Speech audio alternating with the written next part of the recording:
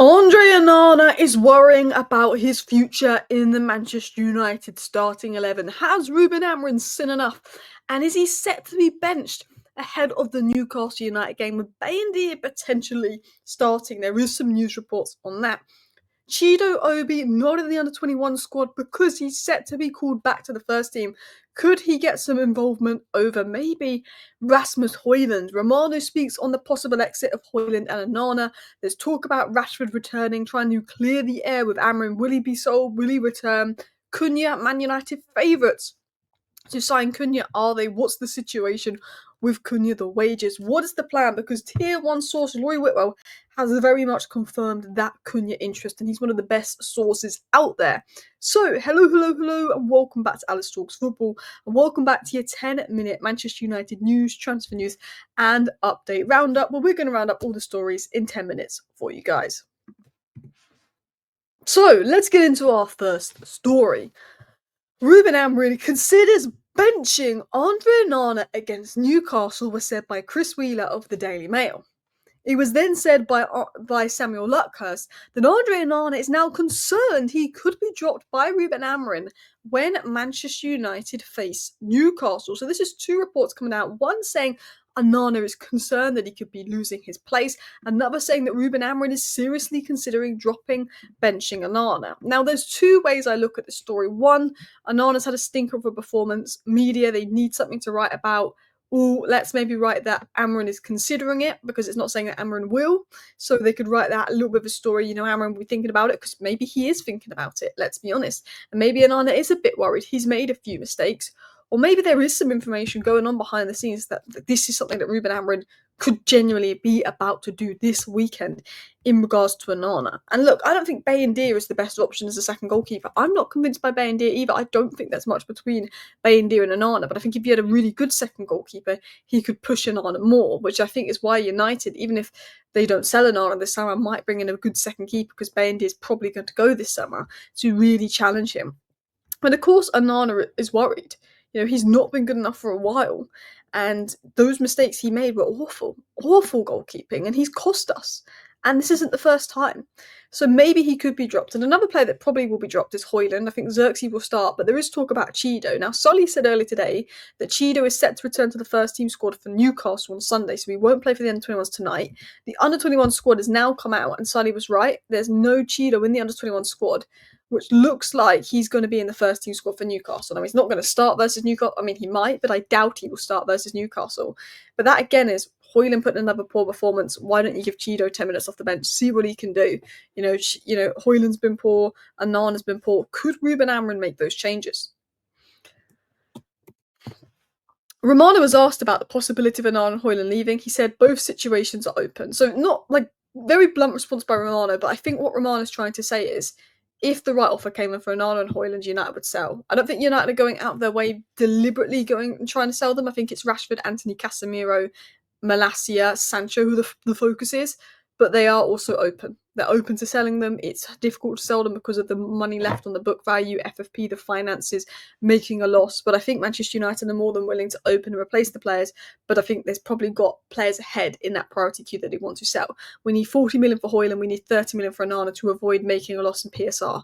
And that's going to be difficult to collect when they're not in the greatest form. And Onana's on slightly higher wages as well. We have to rely on Saudi for Onana. We have to rely on talent clubs for Højlund. Continuing on, so Rashford, Anthony, Sancho, the three players that we sort of need to offload to have a good window. Maybe Garnacho goes, that would really boost our window. Sancho, 25 million Chelsea deal. Hopefully it's done, but Chelsea look like they're going to spend 5 million to send him back. Anthony, Real Betis can't afford it, but if they get in Champions League, maybe they can afford to do that deal with a permanent if Anthony cuts his wage, which apparently he's willing to do. But the big question is Rashford. Villa like Rashford. Rashford's doing well at Villa, but because of PSR issues, it's very unlikely that Villa could sign both Rashford and Asensio. They have to choose between one of the two. And I think because Jacob Ramsey can play left wing, maybe they would lean more towards Asensio than Rashford, but there is rumours of Barcelona liking Rashford, but they don't have the most money. So it has been said, and this is where the cross daily start, and I wouldn't say this is the best source of information, so I would take this with a pinch of salt, but it was said that Marcus Rashford will hold talks with Ruben Amorim if he returns to Manchester United this summer. This meeting will aim to clear the air between the two ahead of United's USA pre-season tour. So I think Rashford goes on tour because I think it's a situation where it will probably drag on with Rashford into August, and then I think he will leave. But I think it's going to be one of those where it's just going to drag out all windows. So he's probably going to go on tour, make up with Amorim. He's not done a Sancho and been disrespectful, so I think him making up with Amorim should be relatively easy. But he's going to hold talks with Amorim, if he returns in the summer and clear the air before the tour. I think Marcus Rashford will be sold, but I think he would likely be involved in the tour. Again, PSI, I don't think Villa are going to do anything to at least July as well. And it's Man United and trying to sell a player on high wages. Rashford is looking to go and lower wages, so that could give us an advantage. But Barcelona, the other club interested, they'll want to drag on to the end of the window to see if they can get Rashford on the sheet, because that is what Barcelona do. But there will be some talks. A little bit like Sancho and Ten Hag, we could see Rashford come back for a little bit. I just hope he doesn't go out on loan again. I think to have a player of Rashford's quality going out on loan 2 years in a row is a joke because of his wages, because, he's good for Villa. We need to sell him permanently if we're going to sell him. Let's continue on into news on Matheus Cunha. Now, if you know me, if you've been following my channel, you'll know that I've spoken about this guy for months. I'm a huge fan of Cunha. I think he's just perfect for the system.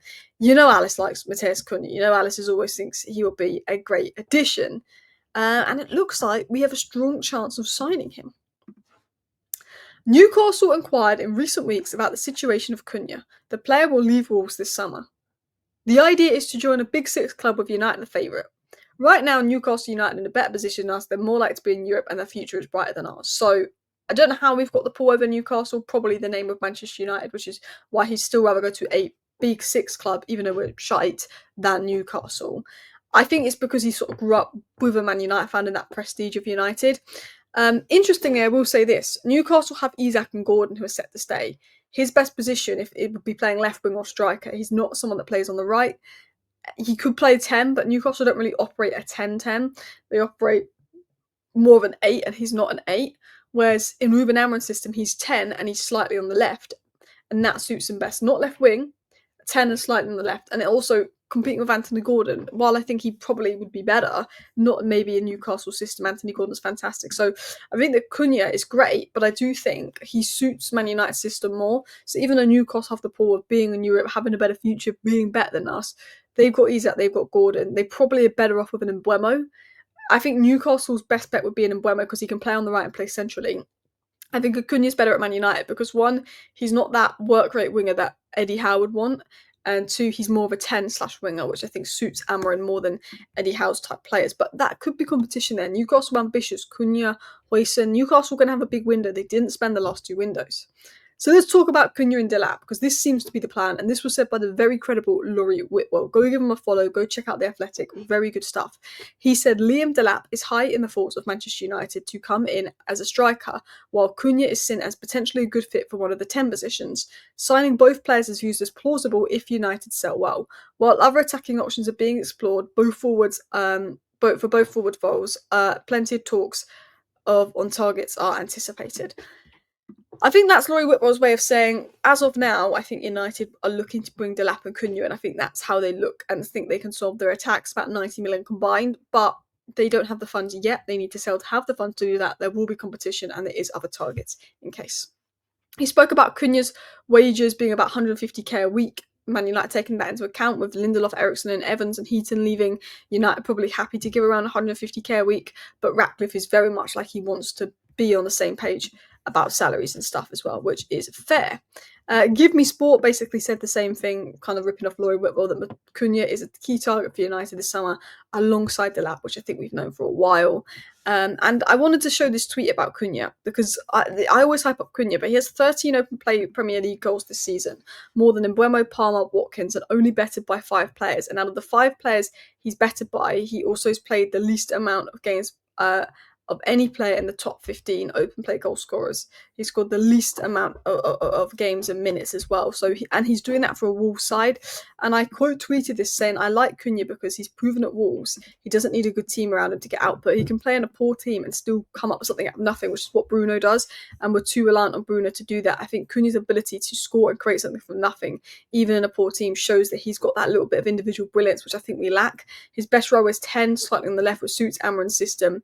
And with this Manchester United side not being the finished product, Cunha's proven he does not need to play in a good team to perform, if I'm going to be honest. He's got the creativity, but he's got the proven goal-scoring instincts, the finishing, the individualism that I think we lack at United.